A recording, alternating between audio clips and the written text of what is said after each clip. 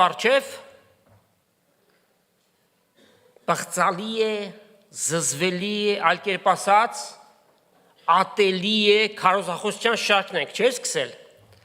Առակաց 6-րդ գլուխ 16-ից 19 համարները։ Այսօր հերթական 5-րդ եւ վերջին քարոզախոսությունը այդ մասին։ Միջև այդ քննեցինք, ինչ բաներ էին Աստծո առջև պիղծ, ատելի։ Եվ նաեւ այս մեկը եղբայրների մեջ կռիվ գցող կամ ցանող մարդը։ Ում է վերաբերում սա։ Երբ որ քննում եք, տեսնում եք հոգևոր եղբայրների մեջ կռիվ ցանող մեկը։ Ցանում են ինչի համար, որպեսզի աճեցնեն այդ կռիվը իրական կռիվ դառնա։ Թե չէ աշխարհի մեջ բոլորովին էլ խորտ չէ, երբ որ եղբայրներ, արյունակից եղբայրներ իրար մեջ կռիվ ունեն։ Այդպիսի դեպքերի հանդիպել եք, թե չէ։ Ասենք, հայրական ժառանգությունը կա, տուն ունեցված եւ այլն չեն կարողանում իրար մեջ կիսեն, հա, որովհետեւ մեկի կինը դավեր է դյութում,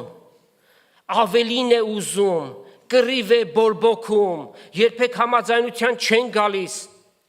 Այնքան է ուրեմն պղտորում այդ ջրերը, մինչև երկու հարազատ եղբայրներ իրար հետ դառնում են թշնամի։ Սա տիպիկ մի սցենար եմ ձեզ ասում, հենց որոշակի մարդկանց նկատի չունենք։ Կարող է այդ հակամարտության մեջ լինել, ասենք, եղբայր եւ քույր, չէ՞, կամ երկու քույրեր,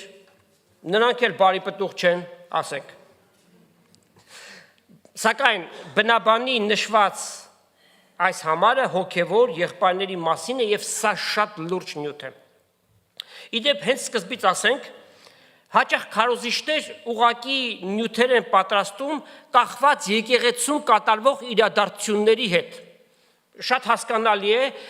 ուրեմն շտկելու համար կամ խրատելու համար,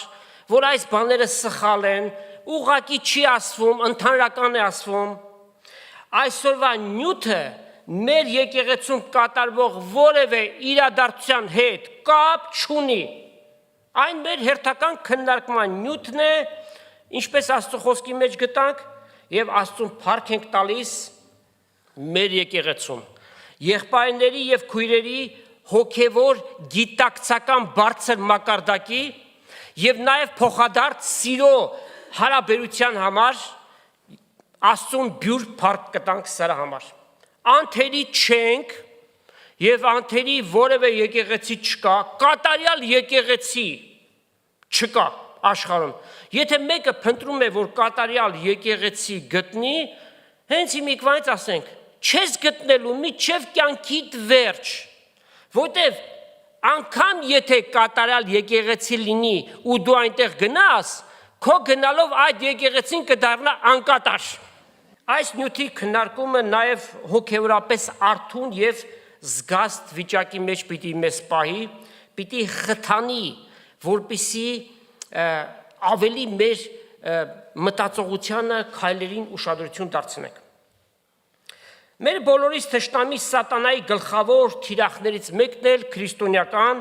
եկեղեցիների հոգևոր բնականոն ընթացքը խաթարելն է։ Դա իր ձեռագիրն է, ինքը այդ անօրենը անտեսանելի է, սակայն գործում է մարդկանց միջոցով, խորհուրդներով, գործածում է մարդու անձը։ Գիտեք չէ, մարդու սրտի մեջ ինչպիսի մեծ հպարտություն կա, Ադամի բնության մեջ է սա։ Աստված իր խոսքի միջոցով պատռում է սատանայի դիմակը, որպեսզի լավ ճանաչենք այդ անօրենի գործելակերպը։ Հոբ երանելին, գիտեք չէ պատմությունը, ինչերով անցավ եւ Աստծո կողմից անվանվեց երանելի։ Սա զուտ մարդկային տրամաբանության մեջ չի տեղավորվում,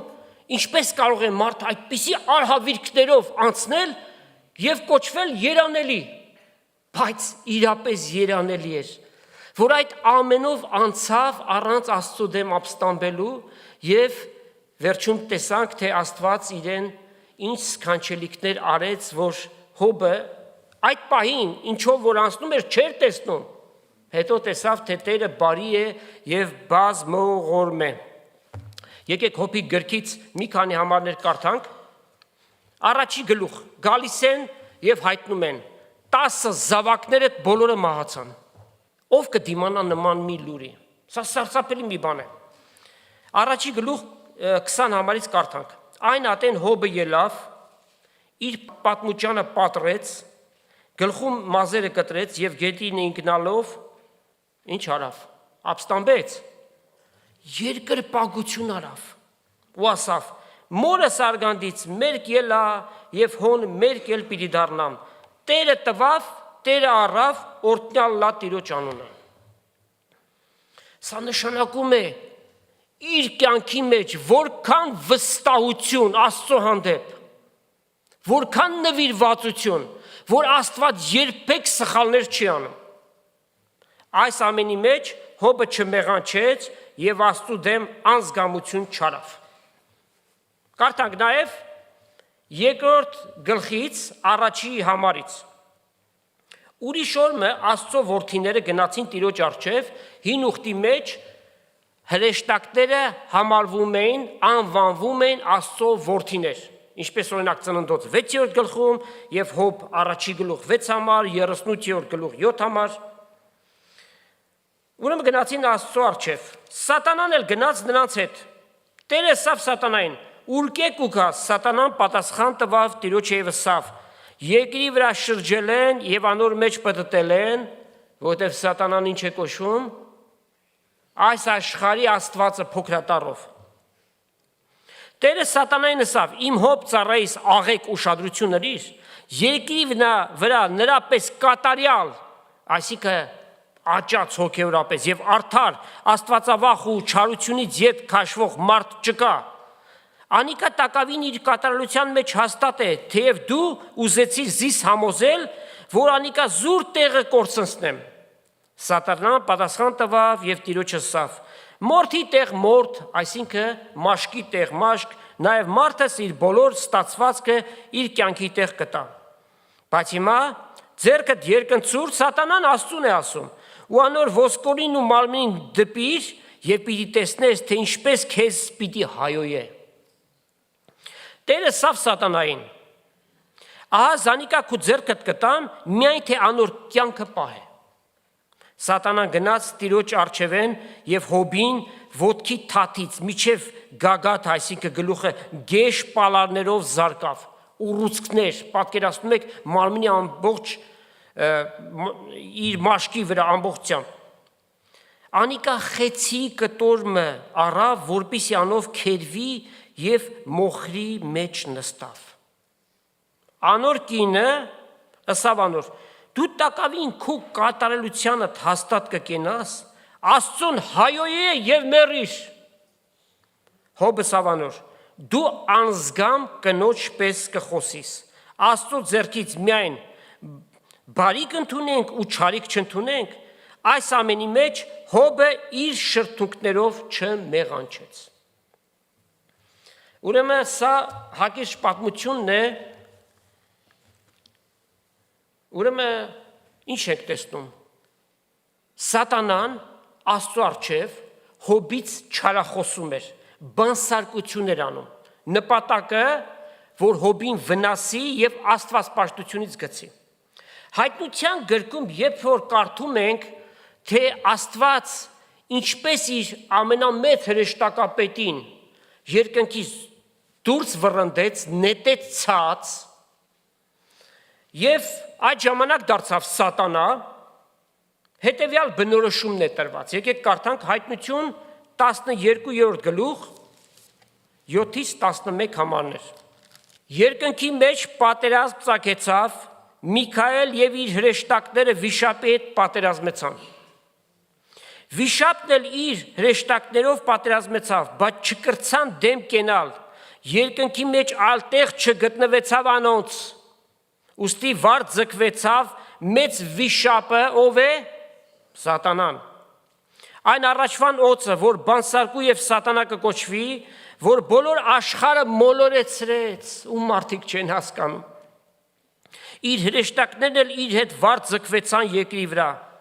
Եվ մեծ ձայնը լսեցի երկնքի մեջ, որ կսեր. հիմա եղավ մեր Աստծո փրկությունն ու զորությունը եւ թագավորությունը եւ անոր օծյալին իշխանությունը վասնզի մեր ուշադրություն եղբայրների դեմ չար խոսողը ցած նետվեց, որ անոնց դեմ չարախոսություն կներ մեր Աստծո առջև ցորեկ ու գիշեր։ Ցորեկ ու գիշեր եղբայրների դեմ չարախոսություն անողը։ Մի անձնավորություն, ում անունը սատանա է։ Նա կոչվում է ստախոս եւ ստության հայրը, խաբեբա, բանսարկու, խառնակիչ, չարախոսության միմյանց դեմ գրգռող, կռվեցնող, ուրեմն եղբայրների դեմ կռվեցնող մեկը ով է, որ Աստծո դեմ պիղծ է նախ եւ առաջ, դա ինքը սատանան է։ Եթե խորությամբ մենք քննում ենք, տեսնում ենք աղբյուրը որտեղից է գալիս։ Մենք տեսնում ենք երևույթը,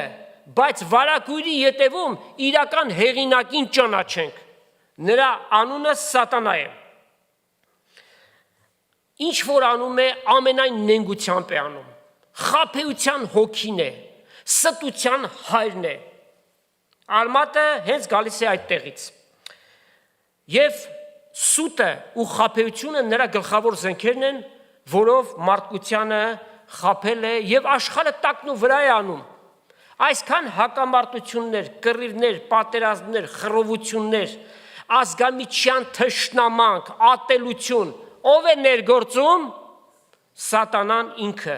հրահրում է, ազգի դեմ է հանում մարդկանց երկու անձնավորության, ովքեր որ ասենք խաղաղ սիրով իրար հետ ապրում են, հարցեր, հարաբերություններ, անհասկացողություններ, ի վերջո նաև կռիվներ կարող է հանել։ Եվ քանի որ գիտենք ադամական մարդը սատանայի տիրապետության տակ է, նրա կամքն է կատարում,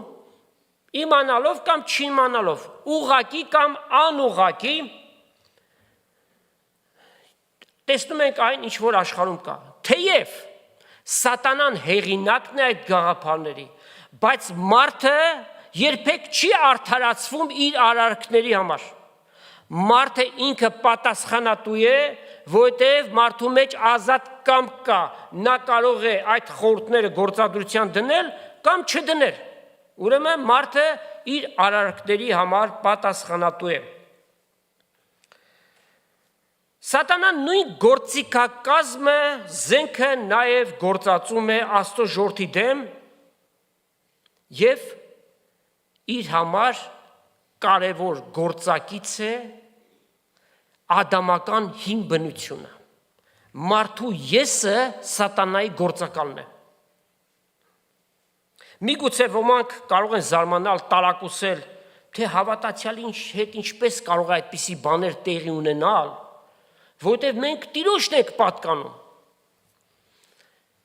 Մի փոքր բացատրական։ Հիսուս ասաց, ես ամեն բան նոր կանեմ։ Ոմանց հասկացողությունը սա է, որ Հիսուս երբ որ նոր արեց, հին բնությունը մարդու միջից գնաց, ամեն բան նոր է, ինքը կատարյալ դարձավ, այլևս մեղ չի գործում։ Սա խաբեություն է։ Սա հոգևոր կարճատեսություն է։ Սա ինքը իր անձը չճանաչել է նշանակում։ Հիսուս ասաց ամեն բան նոր կանեմ, այսինքն մեզ տվեց նոր միտք, նոր ճանապարհ, չէ՞, նոր երկ մեր շուրթերին, նոր բնություն եկավ մեր մեջ, Աստծո բնությունը Սուրբ Հոգիով։ Նեղ ճանապարհի վրա դրվեցինք, որ նոր ճանապարհը կոչվեց, որ դեպի երկինք է տանում։ Սակայն մեր հին բնությունը մեր մեջ պիտի մնա մինչև գերեզման։ Եվ հին եւ նոր բնության միջև շարունակական բախումներ կան, շարունակական պայքար կա։ Աստծուն պատկանելը չի երաշխավորում, there is no guarantee, որ հին բնությունը մարդկային չի կարող դառնալ սատանային որպես գործակալ։ Տեր Հիսուսի զգուշացում է իր աշակերտներին, եկեք քննենք, իր աշակերտներին ասել է, թե նաև մեզ է ասում։ Կարդանք Ղուկաս 22-րդ գլուխ 31-ից 34 համարները։ Տերը ասավ. Սիմոն, Սիմոն, ով է Սիմոնը? Պետրոսը։ Ահա սատանան ձեզ փնտրեց, որ ցորենի պես խարբալի։ Այս բառին քիչ հետո կանդրադառնանք։ Բայց ես քեզի համար աղոթ կրի, որպեսի քո հավատքը չպակսի, եւ դուն, երբ դարձի գաս, քո եղբայրներդ էլ հաստատես։ Իսկ Պետրոս սավանոր. Տեր, ես պատրաստ եմ քեզ այդ բանդ երթալու ալ, մեռնելու ալ։ Բայց Հիսուս անոր ասավ. Պետրոս, քեզի կսեմ, թե այսօր հավը դեռ չխոսած, դու 3 անգամ պիտի ինձ ուրանաս, ասելով, թե զիս չես ճանչնար։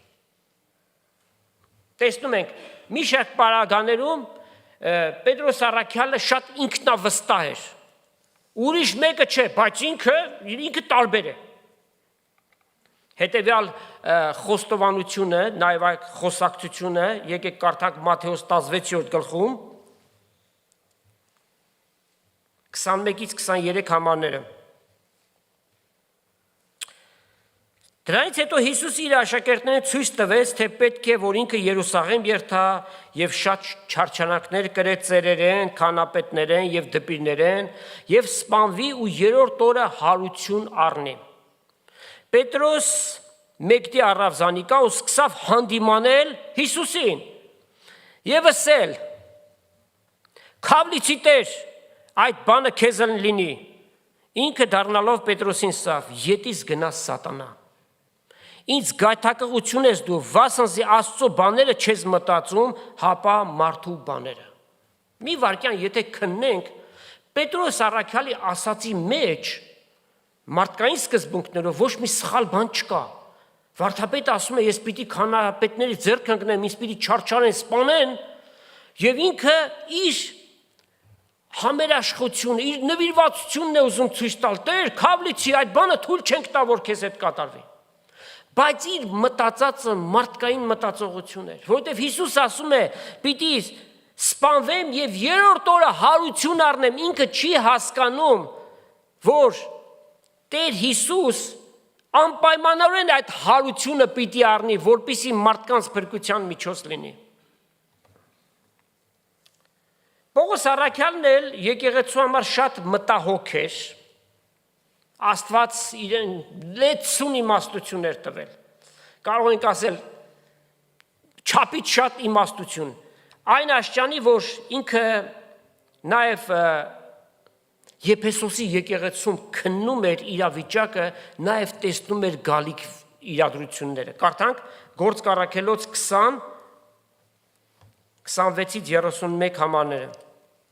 Ուստի այսօր կիմացնեմ ձեզի, թե ես անպարտ եմ ամենիդ արյունից։ Այսինքն բոլորիդ Աստծո խոսքը խոսել եմ։ Ձեզանից է կախված, կընդունեք, թե ոչ։ Վասնզի ետ չկեցա Աստծո բոլոր կամքը ձեզ հայտնել է։ Ուրեմն զգուշացեք ձեր անձերին եւ բոլոր հոտին էլ, սա եկեղեցու առաջնորդներին է ասում, որը վրա Սուրբ Հոգին ձեզ տեսուչ դրավ Աստծո եկեղեցին հովվելու, որ Աստված իր արյունով ստացավ, ով է այդ Աստվածը, Տեր Հիսուս Քրիստոս։ Քանզի գիտեմ, թե իմ զատվել ես ետքը, ձեր մեջ հափշտակող գայլեր պիտի մտնեն, որոնք պիտի չխնայեն հոտին։ Եվ ձեզ մել այնպիսի մարդիկ պիտի ելեն, որոնք ծուռ բաներ պիտի խոսին, աշակերտները իրենց ետևից քաշելու համար։ Ուստի արթուն կեցեք եւ մտքերնիդ բերեք, թե 3 տարի գիշեր ու ցորեք չդադարեցի ամեն մեկը արցունքով խրատել է, որպեսզի հաստատվեն։ Եվ ինքը տեսնում էր այդ վտանգը, որ իր այնտեղից դուրս գալուց հետո այս բաները պիտի տեղի ունենան։ Նույն եկեղեցում վարդապետական տարակարծությունները սատանան կարող է գործածել հոգևոր եղբայրներին կրվեցնելու գժտություններ առաջացնելու համար։ Միջանկյալ ասեմ, մեր եկեղեցում Սուրբ գրքով հաստատված միակարծիք հավատալիքներ կան։ Եվ նաև միամիտք, նույն մտքի լինելու, որի համար Աստծուն բյուր փառք։ Բազմաթիվ խոցելի տեղեր ուներ Կորինթոսի եկեղեցին։ Պողոս առաքյալը մեկ առ մեկ մեջտեղ հանեց, որպեսզի օրինակ լինի դարեր հետո եկեղեցիներին։ Եվ այդ բանը մենք կարդում ենք Կորինթացիների առաջին նամակ, առաջի գլուխ 10-13 համարներում։ Ձեզ կաղաչեմ, եղբայրներ, մեր Տեր Հիսուս Քրիստոսի անունով, որ միևնույն խոսքը ունենաք, որ երկպառակտություններ չլան ձեր մեջ, հապա դուք մեկ մտքի և մեկ խորհրդի վրա հաստատ լինեք, վասնզի ձեզ համար ինձի լուր հասավ, եղբայրներ, քղվետ ունեն եղողներին, թե ձեր մեջ հակառակություններ կան։ Հիմա այս կսեմ ձեզի, որպես թե ձեզ մեկը կսե ես Պողոսյանն եմ, մյուսը ես Ապողոսյանը, ուրիշը թե ես Կեփասյանը, մյուսն էլ թե ես Քրիստոսյանը, միթե Քրիստոս բաժանված է, միթե Պողոս խաչի ելավ ձեզ համար, կամ Պողոսի անունով մկրտվեցիք։ Այսինքն այդ բաժանումների հեղինակը սատանան է և մարդիկ այդ ազդեցության տակ ընկնելով խմբավորումներ են առաջացրել։ Պողոսի կողմը, Ապողոսի, Կեփասի կողմը։ Անշուշտ դա սատանայի ուզած ամենալավագույն վիճակն է, որ եկեղեցին միաբան չլինի։ Եթե եկեղեցում խմբավորում առաջացավ, ուրեմն այն կազմակերպիչ լիդեր ունի, առաջնորդ, որ վստահաբար հպարտացած մի անձնավորություն պիտի լինի։ Եվ սատանան կգործածի բաժանելու համար։ Եփեսոսի եկեղեցին ձեզ օրինակ կարդացինք, ասում է ձեր միջից էլ մարդիկ պիտի ելեն, որ իրենց ետևից մարդկանց պիտի քաշեն տանեն։ Այսինքն եկեղեցու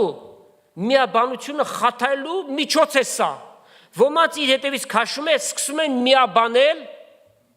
մեկ մարդու գաղափարների շուրջը, հետևաբար ինչ պիտի անեն, բանսարկություններ, չէ, եթե բանսարկություն անում են, ուրեմն ինչ են, բանսարկու են, չէ, սատանան ծրագիր ունի, ինքը ունի, պատրաստ է տալու ամենուրեք, միայն թե այդ ծրագրին հետևեն, և դրան հետևում է գաղթի գողի հանդիպումներ, թաքուն, չէ, խոսակցություններ առանձին և խոսակցություններ, որ ասենք ձեռքի ափով փակում է, որ ուրիշները չլսեն, այդ խոսակցությունները չլսեն և երբ որ մեկը հարցնի ինչ ես այդպես փակված խոսում ուրիշների հետ, հո չի ասելու քանդելու համար է, ասում է սոխ է կերել, որպեսզի մարդկանց չխանգարեր, մեկին խոսում է, ուրեմն ում հետ միաբանել ես, նա ոչինչ, թող սոխի հոտը ինքը վայելի։ Սա ձեզ մի հատ սցենար եմ ասում, նման բաներ կարող են լինել։ Ուրեմն հավատացյալները զգոն արթուն պիտի լինեն այդպիսիներին բացահայտելու համար։ Ընդհանրապես բամբասանքը ում է յուրահատուկ։ Քույրեր, խոստովանեք։ Ընդհանրապես կանանց, չէ՞, բայց Աստված հեռու տանի բամբասող տղամարդկանցից։ Մոտարապես 4 կիլոմետր հեռու գնանք։ Ամենամեծ խայտառակությունը դա է, երբ որ տղամարդիկ բամբասում են։ Պետրոս առաքյալի առաջին նամակ 5-րդ գլուխ 8 համար։ Արթուն կեցեք, հսկեցեք, վասնզի ձեր հակառակորդը սատանան մռնչող առյուծի պես, ինչ առյուծ, առյուծի պես, բայց ինքը ինչ է, բորենի է, պտտվում է և փնտրում է, թե ում կուլ տա, այսինքն իր ուրկանի մեջ գցի, գործակից դարձնի։ Սատանան շատ լավ գիտի, որ նա, ով որ վերստին ծնունդ ունի, նրա վրա առնելիք չունի, որտեղ մեր կյանքերը երկնքում Քրիստոսի մեջ պահված են, բայց կարող է հոգևոր կյանք խաթարել, եկեղեցու ընթացք խաթարել,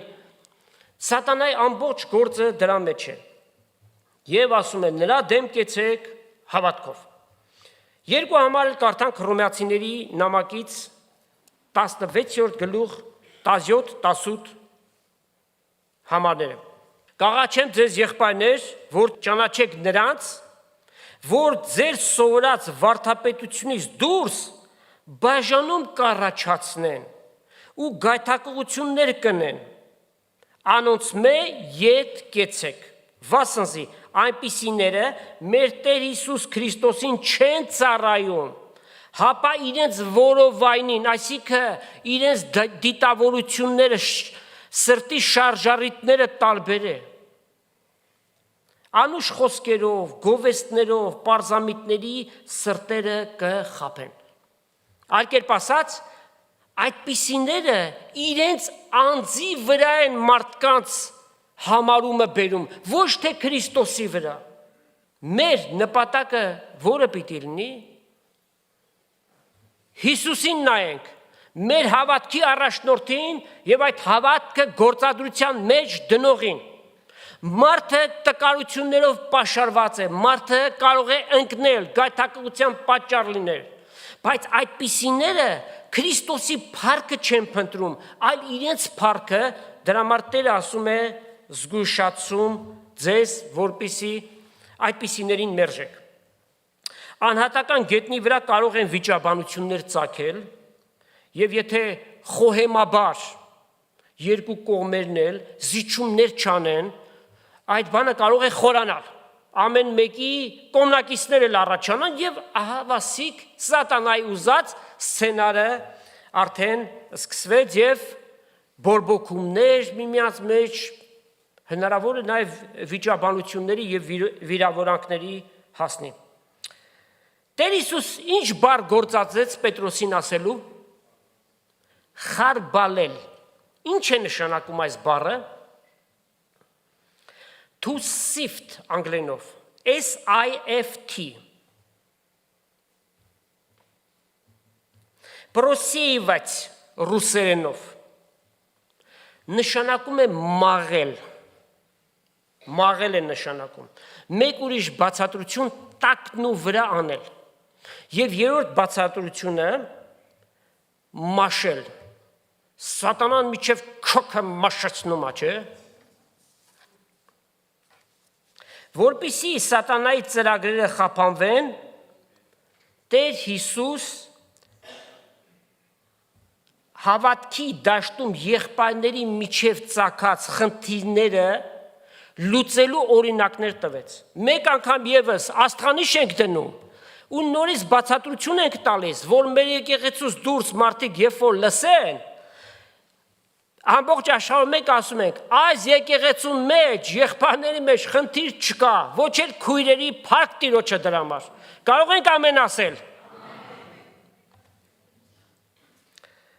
Ուրեմն դրա համար Հիսուս սահմանեց ինչ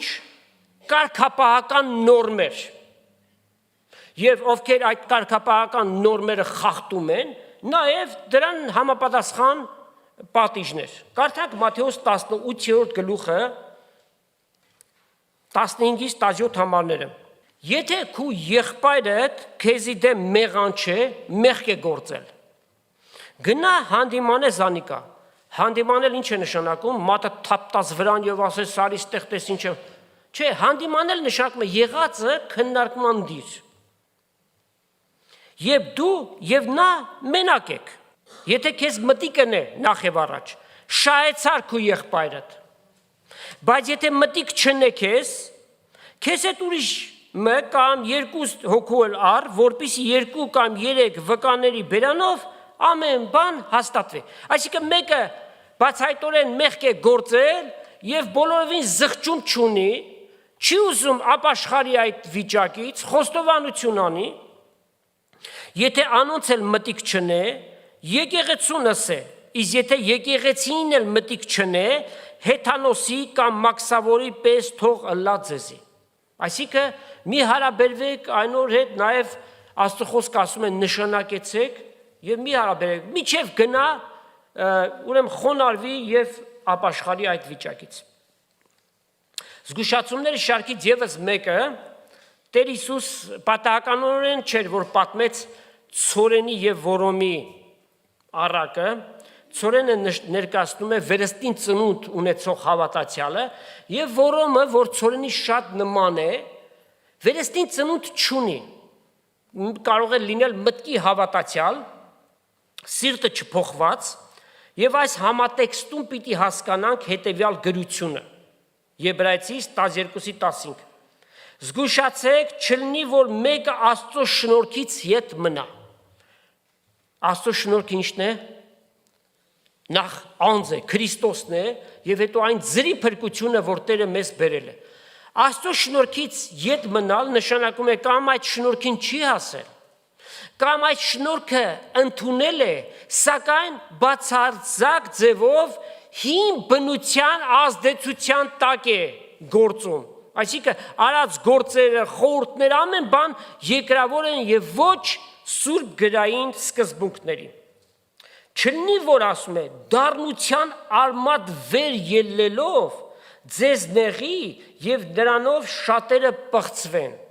Այդ դառնության արմատը կարող է վարակիչ լինել։ Root of bitterness, դառնություն, հենց միայն դառնությունը չէ, նաև արմատը, որտեղից այդ ամեն դառնությունը գալիս է։ Սա ինչ կարող է լինել, ինչ բացատրություն պիտի տանք սրա վրա։ Սխալ ոչ սուրբ գրային վարդապետություն, մարդկային գաղափարներ, աշխարհիկ վարք ու բարք, մեղքի պղծալի ընթացք։ Սատանան կարող է այսպիսիներին գործածել եւ եկեղեցին իր հաստատուն ընթացքից գցել։ Ուրեմն կոչ Եբրայեցիս 12:14 Խաղաղության յետևից եղեք ամենքի հետ եւ սրբության, առանց որի մեկը Աստծուն չի տեսնելու։ Ինչ է ձեր միտքը գալիս։ Լեռան քարոս, հա։ Մատթեոս 5-րդ գլուխ։ Երանի խաղաղարարներին, խաղաղասերներին, նրանք են, որ Աստծուն պիտի տեսնեն։ Ուրեմն խաղաղ ընթացքի համար ինչ է պետք։ Հետևյալը, անձի շահը չփնտրել, ներել դիմացինին, ինչպես Հիսուս մեզ ներեց։ Երբ մեզ ներեց, երբ որ մենք մեղքերի եւ հանցանքների մեջ մեռած ենք, այսինքն այդ մեղքերը եւ հանցանքները մեր հասակից է վեր են բարձացած, մեր ամբողջ կյանքի ընթացքում այդ մեղքերը մենք ունեցանք։ Եվ Տերը մեզ այդ ժամանակ ներեց։ Առաջ նա էր, որ մեզ սիրեց, երբ որ մենք իր հետ թշնամի ենք։ Մեր եւ Աստծու միջև մեղքի պատնեշը կար, Քրիստոս իր մարմնով, իր խաչելությամբ այդ պատնեշը քանդեց։ Եվ Աստծու հետ հարաբերվելու, Աստծուն մոտենալու հնարավորությունը ունեցանք։ Հիմա մենք համարձակությամբ երկնային գահը մտնելու, երկնային սրբանը մտնելու համարձակություն ունենք, այն նոր ու կենդանի ճամփով, որ մեզ բացեց խաչի միջոցով, Տեր Հիսուս Քրիստոս։ Մեր աղոթներով մենք կարող ենք երկնային սրբանը մտնել եւ Տիրոջ առջև ներկանալ։ Եվ այս ամենը,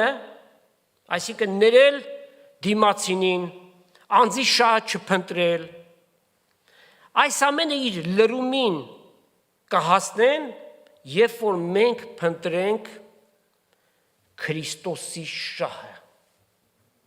Քրիստոսի շահը, Աստվածայինը փնտրենք։ Պողոս առաքյալի օրինակը մեզ ասում է, ինչ որ ինձ համար շահ էր,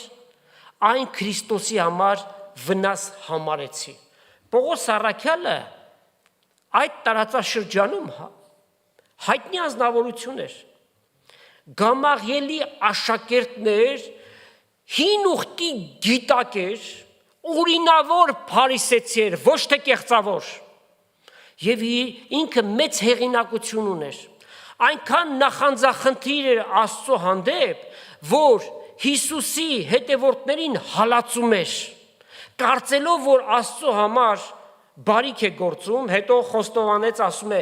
մեղավորների գլուխն եմ, որովհետև Աստծո եկեղեցին հալածեցի։ Քրիստոսի շահը։ Այդ ամեն ունեցած իր բաները, փառքը, պատիվ, ամեն բան Հիսուսի համար վնաս համարեց։ Պիտի գար Հիսուսի համար, պիտի հալածվեր, եւ տեսնում ենք իր կյանքը ինչպիսին է։ Ուրեմն սա խոնարհության միջոցով կլինի, խոնարհության վառ օրինակ։ Լավ, ինչ անել, որ եղբայրներին կռվեցնողը չկարողանա կռվեցնել։ Ամբողջ քննարկման նյութը դա էր, չէ՞։ Մենք մեր բնաբանի համարը կարդացինք, մեկը որ սերմանում է եղբայրների մեջ կռիվներ։ Նախ եւ առաջ հասկանանք հետեւյալը։ Այն ինչ որ մեզ ասվեց օրինակ, որքանով է համապատասխանում իրականությանը։ Հետևաբար, երկու կողմն էլ պիտի լսել։ Միակողմանի կողմնապահություն անելը սխալների է հանգեցնում։ Երկու կողմն էլ լսելով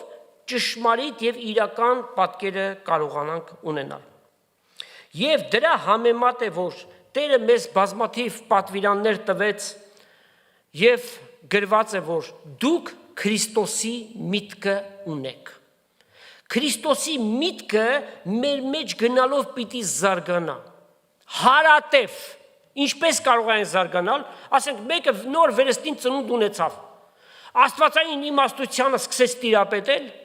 Ոչ, սա տարիների ընթացք է։ Սա հոգևոր անօթություն եւ ծառավ ունենալու հետևանքով կառուցվող մի բան է։ Այսինքն մշտապես այդ ծառավը անօթությունը պիտի ունենանք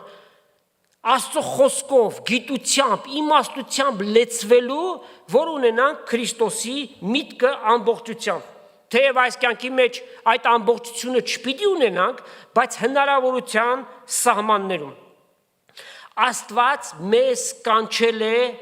մեկության, միաբանության, ոչ թե բաժանումների, ոչ թե հակառակության։ Oneness անգլերենով, մեկ լինել։ Եկեք Եփեսացիների նամակից մի քանի համարներ կարդանք, 4 գլուխ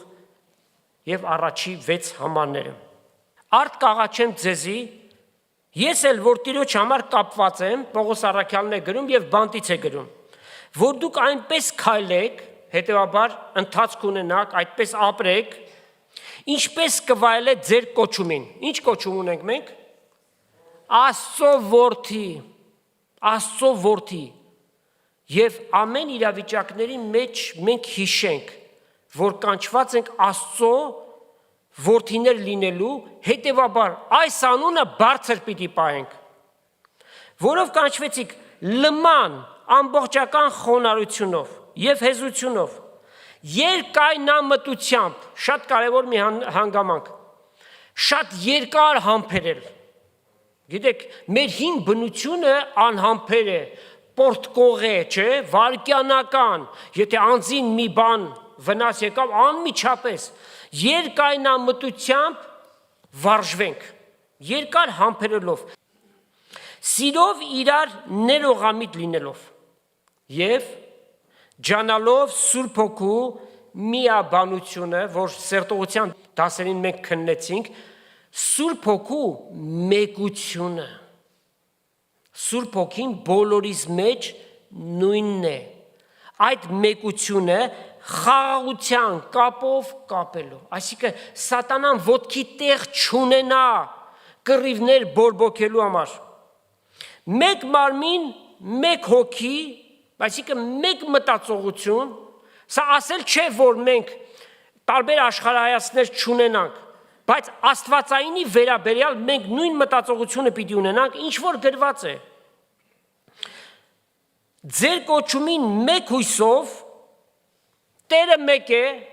մենք մեկ Աստծո ենք պաշտում եւ որ 3 անձնավորություններ են, հավատքը մեկ է, մկրտությունը մեկ է, մեկ մկրտություն,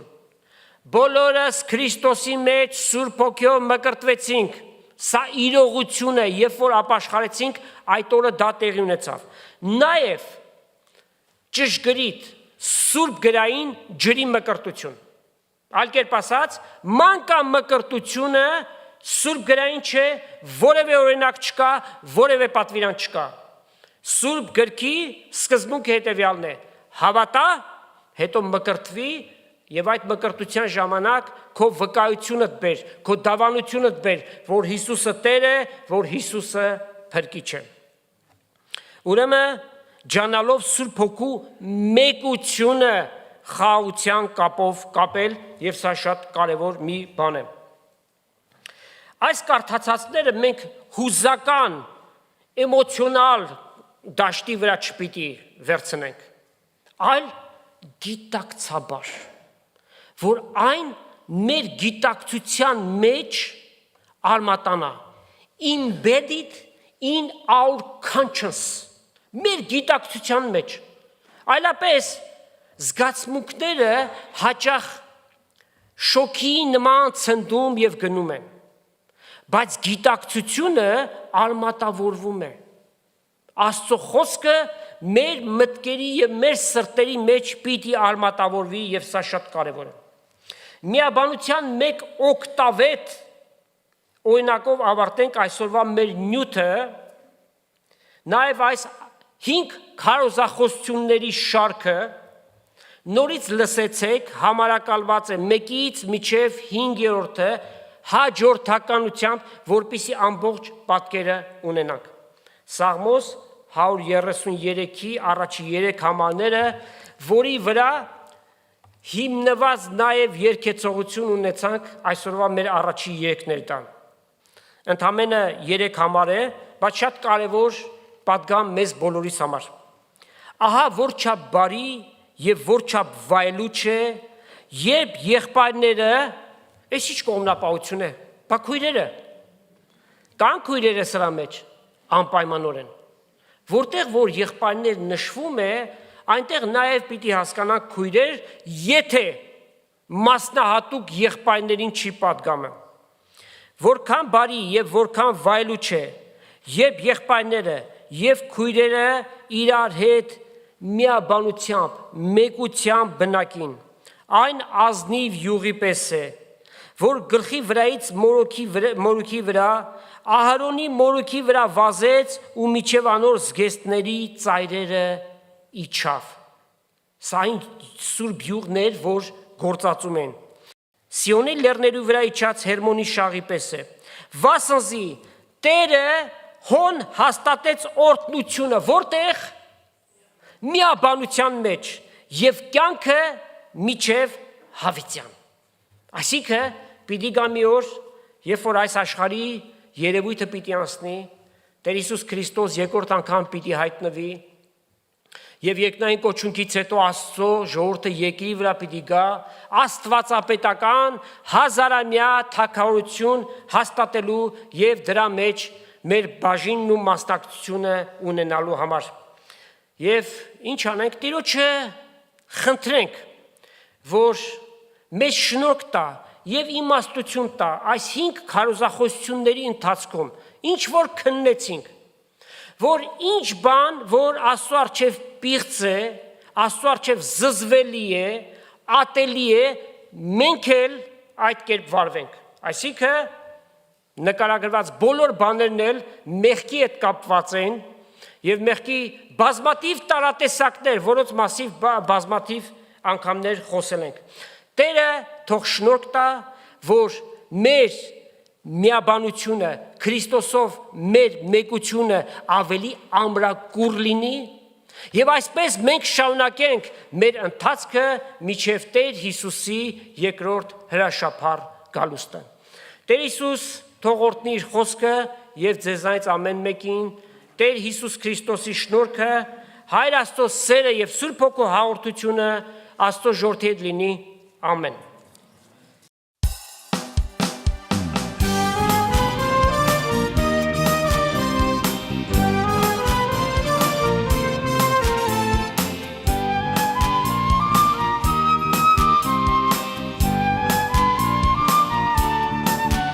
Որքան գեղեցիկ